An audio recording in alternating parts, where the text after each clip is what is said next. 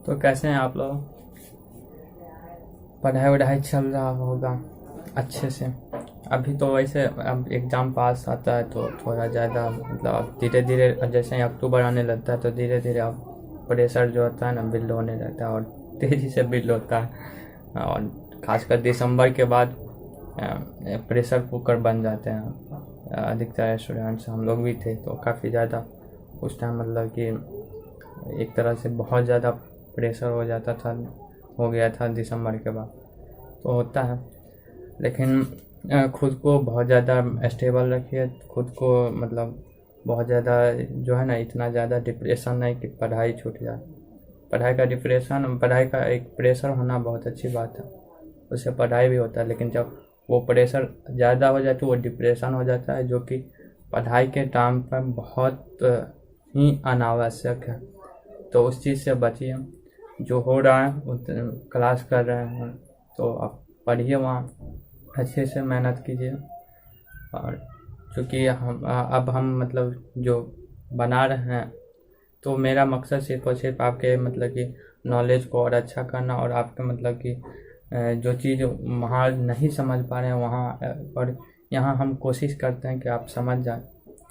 और जो भी है मतलब कि आप कीजिए। आप यदि 12 एग्जामिनेशन की तैयारी कर रहे हैं तो ज़रूर सब्सक्राइब कर लीजिए, क्योंकि अभी हम ये चीज़ कर रहे हैं लेकिन हाँ बहुत जल्दी बहुत अलग चीज़ लाने वाले हैं जो कि आपको नॉलेज बढ़ाने में तो मदद करेगा ही, इसके साथ साथ आपके मार्क्स जो हैं उसको बढ़ाने में और आपके जो कि स्टडी टेक्निक्स है उस पर बहुत ज़्यादा आपको अभी से उस पर काम करेंगे तो वो चीज़ जो है आपको एग्ज़ाम टाइम में काफ़ी ज़्यादा हेल्पफुल रहेगा।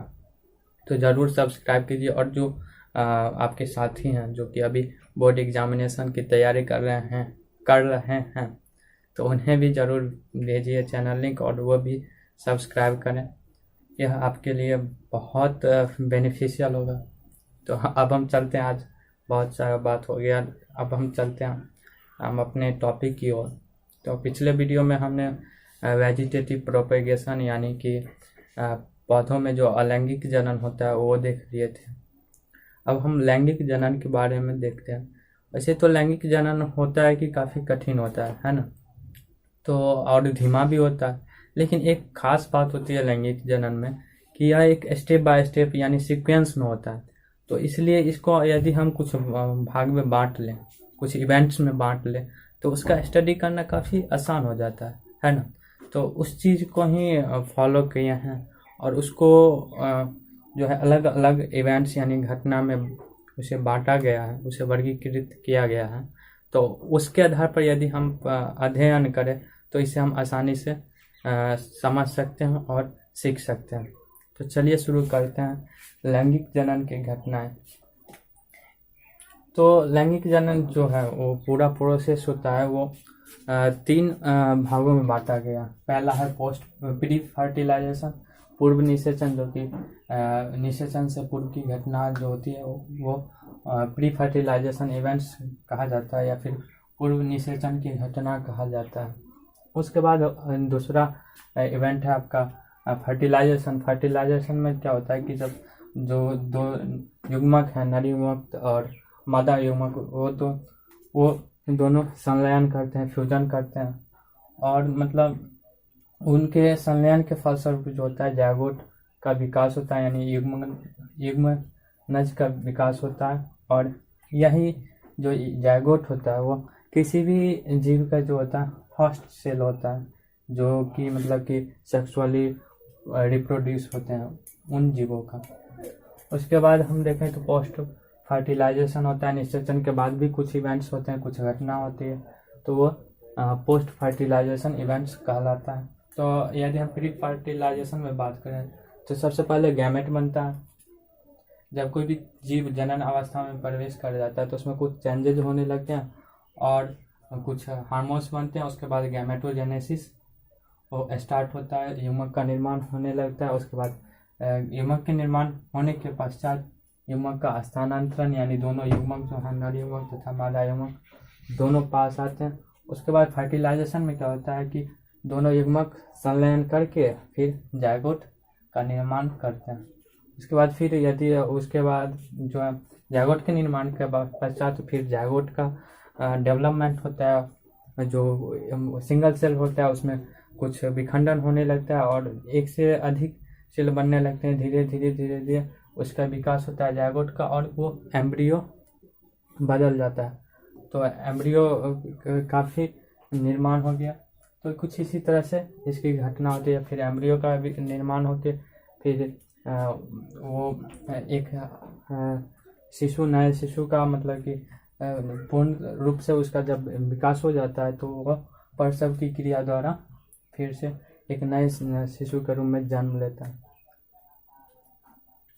तो ये हम देख लें लैंगिक जनन की कुछ घटनाएं, कुछ उसका जो वर्गीकरण है उसको हम देख लिए।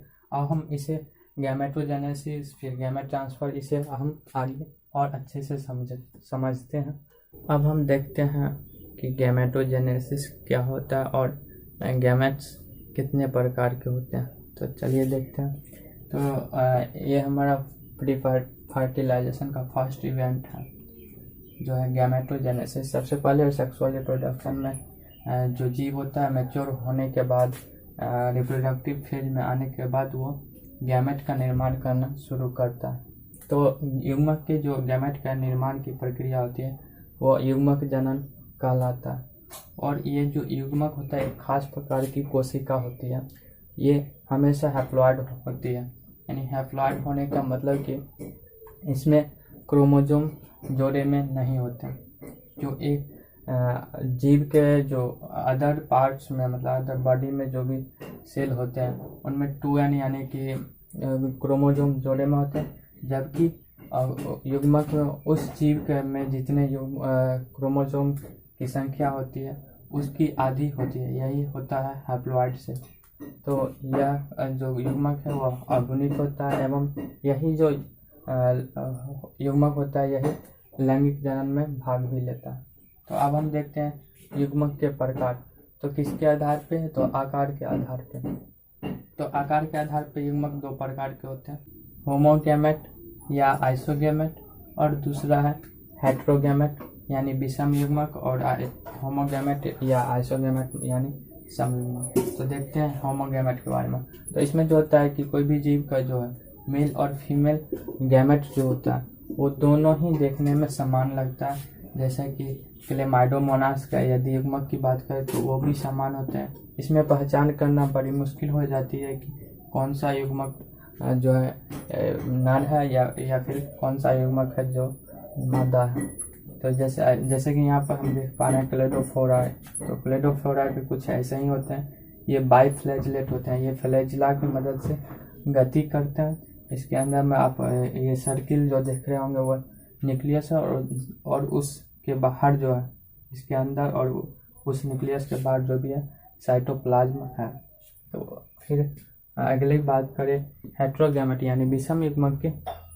तो विषम युग्मक भी दो प्रकार के होते हैं, एनाइसोगैमस और दूसरा है ओगैमस।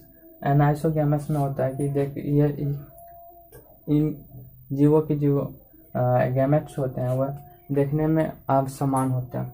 और जबकि ओगैमस की बात करें तो इसमें होता है कि मेल का जो गैमेट होता है वो छोटा भी होता है और चलनशील भी होता है, और जबकि फीमेल का गैमेट होता है वो बड़ा और अचलनशील होता है।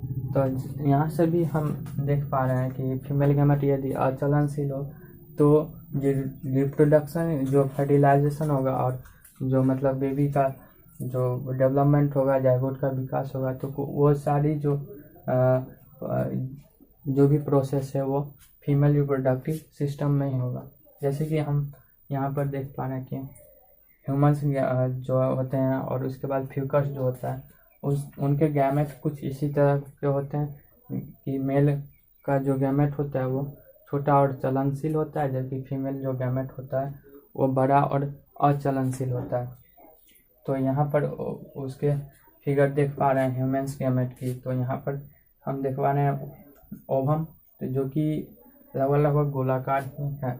इसके साइड से ये कोरोना रेडी आता है और इसके अंदर जोना पेलुसिडा, इसको हम आगे अच्छे से सीखेंगे, देखेंगे क्या होता है। तो यहाँ पर हम देख रहे हैं कि ये गोलाकार है और जबकि ये इससे अलग है, लेकिन यही है कि ये बड़ा हो भी होता है और इसमें कोई फ्लैजिला नहीं पाया जाता जिससे यह गति कर सके। लेकिन स्पर्म की बात करें तो इसमें छोटा होने के साथ साथ फ्लैजिला भी पाया जाता है जिसके मदद से वो गति करता है। तो ये हो गया हमारा टाइप्स ऑफ गैमेट। आगे हम देखते हैं सेक्सुअलिटी इन ऑर्गेनिजम्स।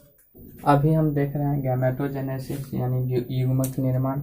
तो अब हम देखते हैं कि कोई भी जीव है तो उसमें क्या एक ही जीव में दोनों गैमेट बनते हैं या फिर अलग अलग जीव में अलग अलग गैमेट बनते हैं। तो उसके आधार पर सेक्सुअलिटी बांटा गया है कि कौन से जीव होते हैं जिनकी जो एक लिंगी होते हैं और कौन से जीव होते हैं जो दो लिंगी होते हैं। तो हमारा टॉपिक है सेक्सुअलिटी इन ऑर्गेनिजम्स यानी जीवों में लैंगिकता।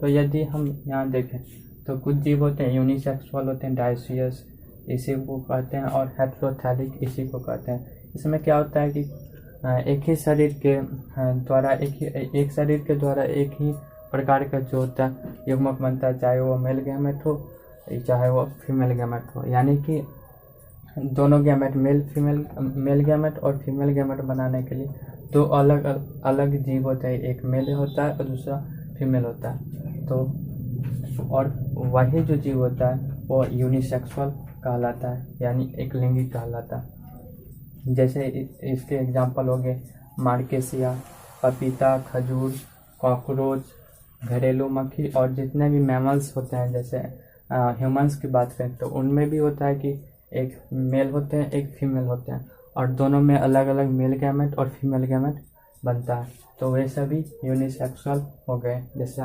मानव भी हो गया। उसके बाद बात करें गाय भैंस तो उनमें मतलब अलग अलग जीव में अलग अलग गैमेट बनता है। तो दूसरा हम बात करें बाइसेक्सुअल या फिर इसी को मोनोसियस कहते हैं या फिर इसको हर्मेफ्रोडाइट कह सकते हैं या फिर होमोथैलिक भी कह सकते हैं। तो इसमें क्या होता है कि एक ही शरीर के द्वारा दोनों दो अलग अलग प्रकार के जो युग्मक होते हैं यानी कि मेल गैमेट और फीमेल गैमेट वो एक ही शरीर के द्वारा बना लिया जाता है और इसलिए इसको बाइसेक्सुअल यानी द्विलिंगी जीव कहते हैं। तो इसके एग्जाम्पल हो गए कारा, शकरकंद, नारियल, केचुआ, लीच, टेपवार्म, स्पंज। ये सभी बाइसेक्सुअल जीव ऑर्गेनिजम्स के उदाहरण हैं। और ये टॉपिक है, इसमें से ऑब्जेक्टिव बहुत ज़्यादा चांसेस होते हैं कि एक या दो एक पूछ लिया जाए। तो ये आपके लिए ऑब्जेक्टिव के पॉइंट ऑफ व्यू से OBBI हो गया। तो इसे याद कर लीजिएगा तो बेहतर रहेगा।